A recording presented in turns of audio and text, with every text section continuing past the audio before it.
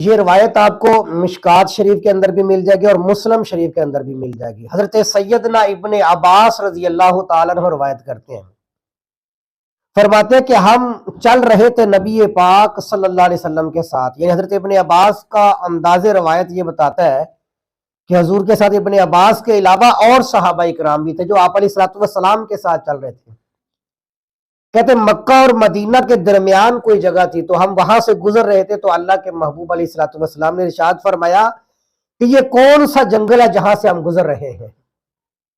حضرت ابن عباس کہتے ہیں کہ ہم نے عرض کی یا رسول اللہ صلی اللہ علیہ وسلم یہ وادی ازرق ہے،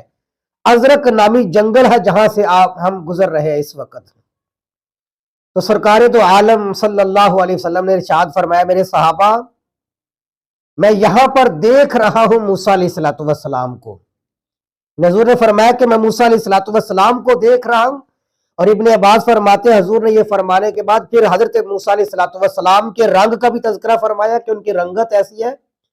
اور ان کے بالوں کا تذکرہ بھی فرمایا۔ حضرت موسیٰ علیہ السلام کی رنگت اور آپ کے بالوں کا تذکرہ فرمانے کے بعد حضور نے فرمایا کہ میں دیکھ رہا ہوں کہ موسیٰ علیہ السلام نے اپنی دونوں انگلیاں اپنے کانوں کے اندر رکھی ہوئی ہیں اور اللہ کا قرب حاصل کرنے کے لیے تلبیہ پڑھ رہے ہیں، لبیک اللہم لبیک لا شریک لک لبیک پڑھ رہے ہیں۔ حضرت ابن عباس فرماتے ہیں کہ آپ علیہ السلام نے اتنا ارشاد فرمایا، پھر ہم اور آگے چلے، تھوڑا سا ہم نے سفر کیا تو پھر ہم ایک وادی سے گزر رہے تھے، تو سرکار دو عالم صلی اللہ علیہ وسلم نے ارشاد فرمایا کہ یہ کون سی وادی ہے؟ حضرت ابن عباس عرض کرتے ہیں کہ یا رسول اللہ صلی اللہ علیہ وسلم یہ وادی جو ہے لفت ہے، یا راوی کہتے ہیں کہ صحابہ اکرام نے ہرشا کا نام لیا کہ یہ وہ وادی ہے۔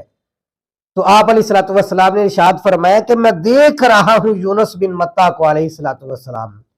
کہ وہ سرخ رنگ کی اونٹنی پر بیٹھے ہوئے ہیں اور اون کا جبہ پہنا ہوا، انہوں نے اون کا جبہ پہنے ہوئے ہیں، اور ان کی مہار جو ہے، اونٹنی کی جو مہار ہے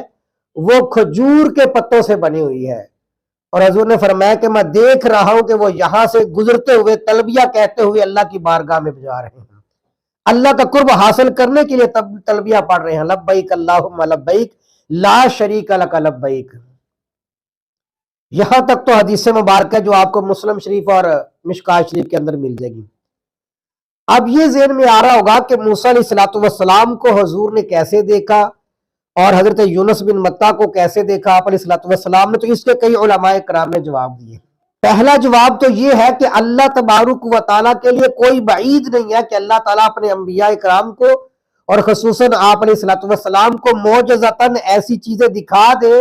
جو عام طور پہ دوسرے لوگوں کے لیے دکھائی نہیں جاتی۔ تو اللہ تبارک و تعالیٰ نے آپ علیہ السلام کو وہ منظر دکھا دیا موسیٰ علیہ السلام کا اور حضرت یونس بن متا علیہ السلام کا، تو لہٰذا اللہ کے لیے کوئی مشکل نہیں ہے کہ اللہ کوئی بھی منظر اپنے انبیاء کرام کو دکھا دے، اور پھر خصوصاً اللہ کے محبوب علیہ السلام کے لیے تو بے شمار ایسے عجائب و غرائب اللہ تعالیٰ نے اپنے محبوب علیہ السلام کو دکھائے ہیں ان کی زندگی کے اندر۔ ایک تو علماء کرام نے یہ جواب دیا ہے۔ ایک روایت ابن عمر کی آتی ہے، ابن عمر کی ایک روایت سے معلوم ہوتا ہے کہ یہ منظر آپ علیہ السلام نے خواب کے اندر دیکھا ہے، اور پیغمبر کا خواب کے اندر دیکھنا، اللہ تعالیٰ انبیاء کرام کو عجیب و غریب خوابیں دکھاتے ہیں، اور انبیاء کرام کا خواب وحی کے درجے میں ہوتا ہے۔ اور تیسرا جواب بعض علماء کرام نے یہ دیا کہ اللہ تبارک و تعالیٰ نے اپنے محبوب علیہ السلام کو جو نگاہ دی تھی، آپ علیہ السلام کو جو سماعت کا ملکہ دیا تھا، وہ ایسی سماعت اور ایسی نگاہ اللہ تعالیٰ نے اپنے محبوب کو عطا فرمائی ہے جو کسی اور کے پاس نہیں تھی۔ لہذا نگاہ کا تیز ہونا اور نگاہ کا دور تک دیکھنا، اللہ تبارک و تعالیٰ نے اپنے محبوب علیہ السلام کو یہ معجزہ بھی عطا فرمایا تھا۔ اس لیے حضور فرماتے ہیں، آپ نے صحابہ کرام سے فرمایا تھا، بخاری شریف کے اندر آتا ہے، اپنی صفوں کو درست رکھا کرو، اس لیے کہ جیسے میں آگے دیکھتا ہوں ایسے میں پیچھے بھی دیکھتا ہوں۔ تو یہ آپ علیہ السلام کا دیکھنا امت کے دیکھنے کی طرح نہیں ہے، یہ اللہ کی طرف سے خاص حضور کو عطا کی گئی آنکھ ہے۔ اس لیے آپ علیہ السلام نے فرمایا کہ میں نے قبر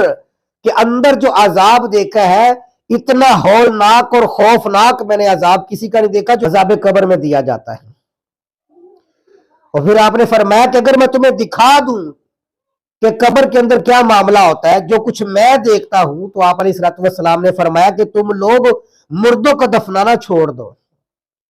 اب یہ قبر کا عذاب یہ برزخ کے معاملات میں سے، لیکن اللہ کے محبوب علیہ السلام کو اللہ تعالیٰ دکھا دیتے تھے یہ منظر ایسے۔ اسی طرح آپ علیہ السلام کی سماعت کا ملکہ کیا تھا؟ حضور فرماتے ہیں کہ جب اللہ کا کوئی حکم آسمانوں پر اترتا ہے تو آسمان چرچراتے ہیں۔ حضور نے فرمایا کہ میں آسمان کے چرچرانے کو سنتا ہوں، لیکن دنیا کا کوئی انسان اس آواز کو نہیں سن سکتا، لیکن حضور کے کان وہ بھی سنا کرتے تھے۔ تو اللہ تبارک و تعالیٰ نے جو آپ کو سماعت کا ملکہ دیا تھا، جو آپ کو نگاہ کا ملکہ دیا تھا، تو حضور کو جو اللہ کی طرف سے نگاہ عطا کر دی گئی تھی، جو ایسی نگاہ کسی کو نہیں ملی، تو حضور کی اس نگاہ کی بنیاد پر اگر موسیٰ علیہ السلام کا گزرنا دیکھ لینا اور حضرت یونس بن متیٰ کے گزرنے کو دیکھ لینا، یہ حضور کے لیے کوئی بعید نہیں تھی۔ اللہ تبارک و تعالیٰ نے ایسی بے شمار عجائب و غرائبات چیزیں اللہ تعالیٰ نے اپنے محبوب علیہ السلام کو عطا فرمائی ہیں۔